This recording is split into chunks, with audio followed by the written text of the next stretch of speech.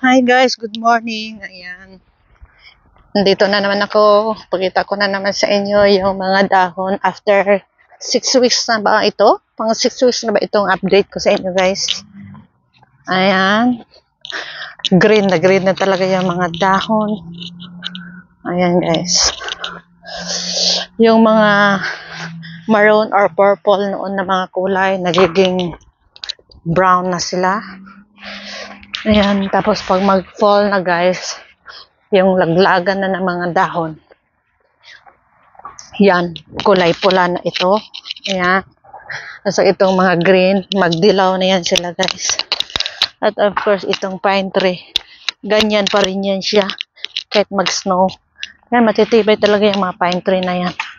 Ayan yung mga brown na dahon na yan, magpula yan sila. Ayan. Pero tingnan nyo guys, may sunshine, pero nilalamig pa rin ako, giniginaw pa rin ako. Ayan.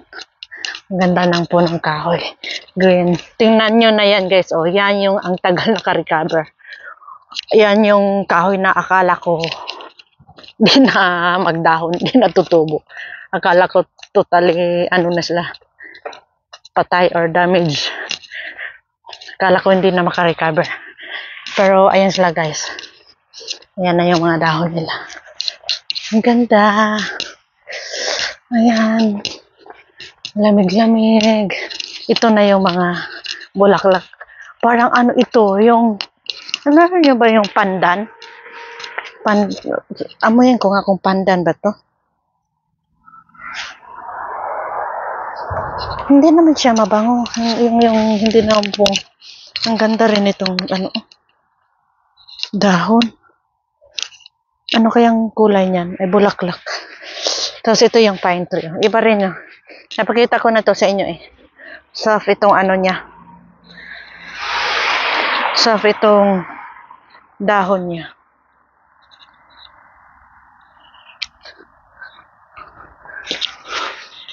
So, ayan guys.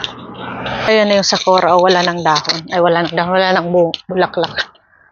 So, ayan guys. Thank you for watching mga kapah. Bye-bye.